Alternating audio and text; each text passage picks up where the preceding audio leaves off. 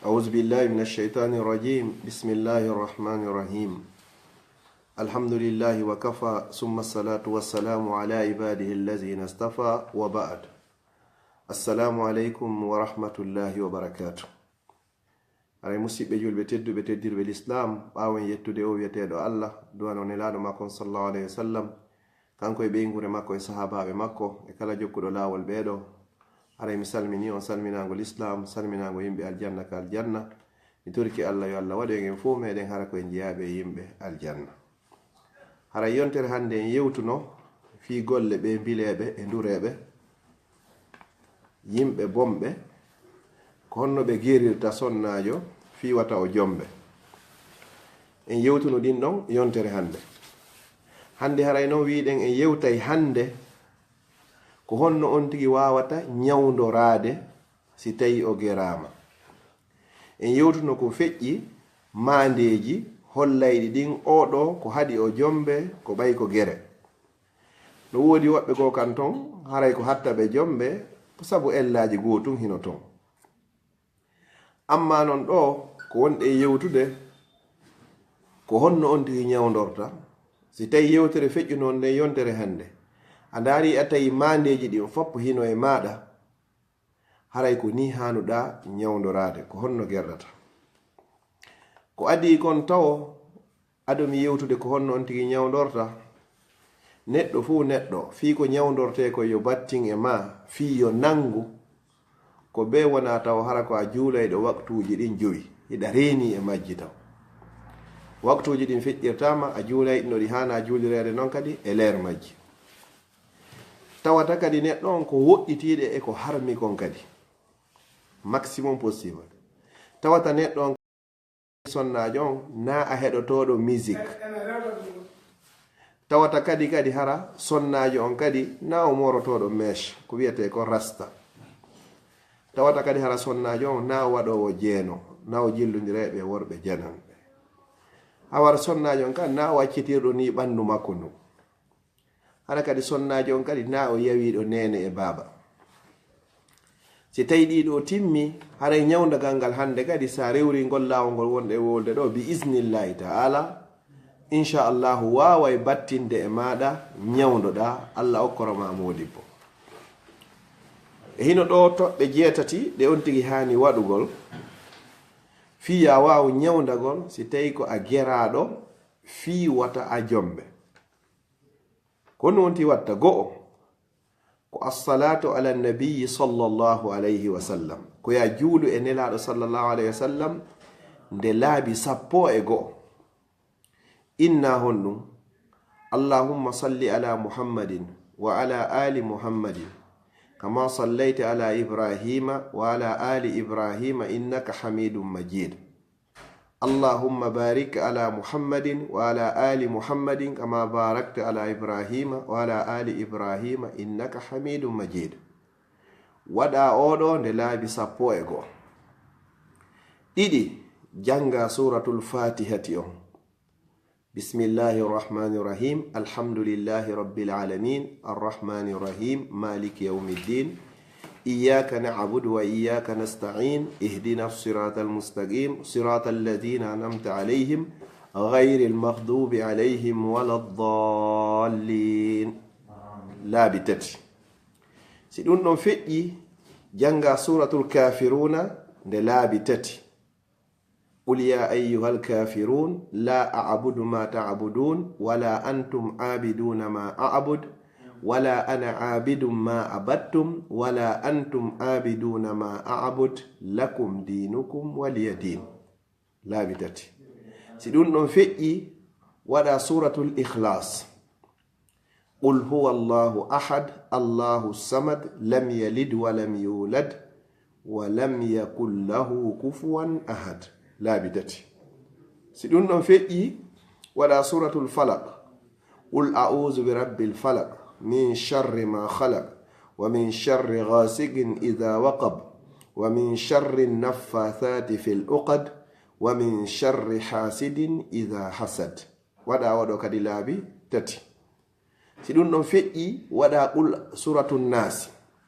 قل أعوذ برب الناس ملك الناس ilahi nnas min sharri lwaswasi lkhannas alladhi yuwaswisu fi suduri nnas min aljinnati wannas. si ɗum ɗon feƴƴi waɗa ayatal kursiyo.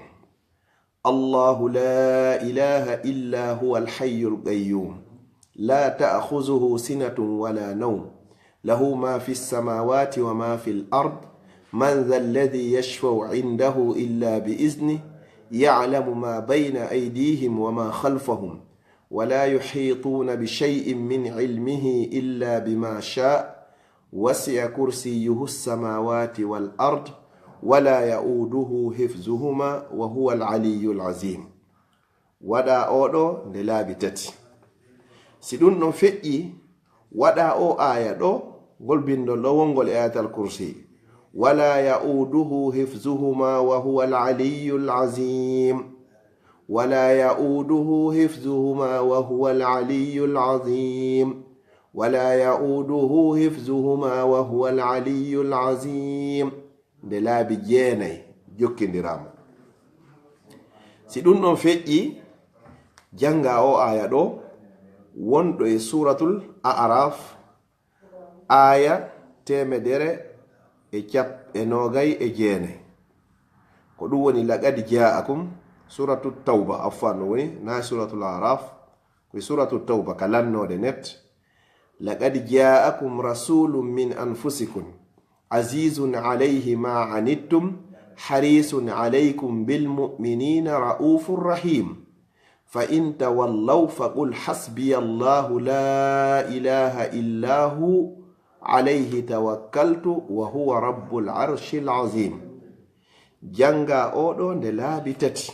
koye suratu tawbati o woni kalannode simore nde. si ɗum ɗon feƴƴi janga oɗo salamun qawlan min rabbir rahim nde laabi jeɗɗi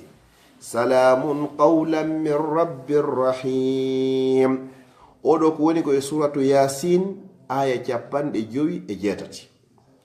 salamun qawlan min rabbir rahim 7 fois. si ɗum ɗon feƴƴi jeetati on waɗa assalatu ala nabiyi sallallahu alayhi wa sallam juula e nelaɗo kadi wano fuɗɗornoɗen noon ka fuɗɗode nde laabi 10 kadi. si ɗum ɗo feƴƴi wutta ɗum ɗo ka ndiyam mocca hoore ma mocca ɓiɓɓe maɓen ɗa wawi kadi moccude goɗɗo kadi ɗa wawi wadde ɗum ɗo kadi e ndiyam yara ino sella kadi ka lootoɗa e konguɗi karmakoɓe yara lootoɗa haray hino sella haray ɗum ɗo bi isnillahi ta'ala jokkidira ɗum ɗo ñande be ñande tawti noon e ɗeya ayeje ɗe wolnoɗen ka fuɗɗode émission on haray moccitortewoɗe goo duumoɗa e waktuji ɗin e kulol Allah laɓɓina ñameteji maɗin e jaranji maɗin e ɓornateri maɗin ko bi inchallah bi isnillahi ta'ala allahu on bonnay ko waɗa fon fop e boneji e mbileji e mbilɗe ko woni ka ɓandu makon inchallah haray an moccowo on hara neɗɗo wona neɗɗo hulowo Allah hara ko sabi Allah wonɗa e moccirde andita ko Allah subhanahu wa ta'ala woni ko sellinta an mocceteɗo kadi hara hiɗa felliti ɗe ayeje ɗo e di du'awuji ɗo kadi ko battinayɗi kadi wona ɗi sabu battina ka ɓandu inchallahu haray ko ni woni ko on tigi ñawdorta si tawi hara ko o geraɗo fi wata o jombe mi todiki Allah subhanahu wa ta'ala on kala jogiiɗo sifa o probléme ɗo yo Allah ittumo e muɗum okkoramo modibbo hulowo Allah hara ko wawayɗo mo dankade yurminamo teddinamo haray mi ala juutinde inchallah wonande kala hato jimɓe e ɓeydari ko ɓuri ɗo haray hiɓe wawi noddoyde radio lawol kisal inchallah fiyo men wawu haray humpodirde amma numéro an on falaɗo mo humpitade si tawi ko Belgique ɗo men jooɗi si on ti waɗi 0032 on o waɗay 494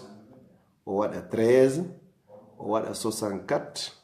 o waɗa 57 haray ko oɗo woni ka réseau sociaux ji o wawa lan humpitade haray inchallahu ko yewtoyten yontere hande si tawi joyi yontere hande jaɓi hara ko ɗum woni ko hilni ɗen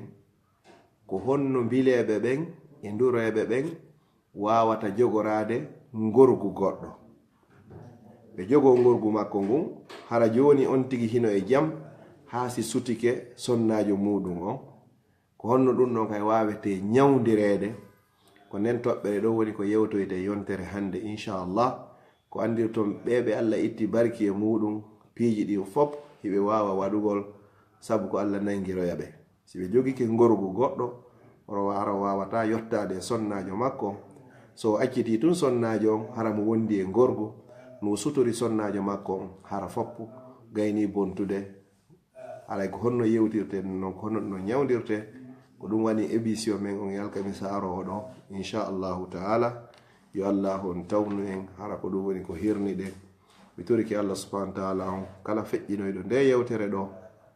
tol feƴƴinoyɗo nde yewtere yo Allah waɗanmo sadaka tun jariya wonnamo ko manda kewal makko moƴƴal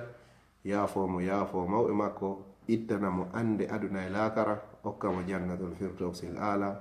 wassalamu aleykum wa rahmatullahi wa barakatuh musidɗo moɗon Abdallah Diallo Bruxelles.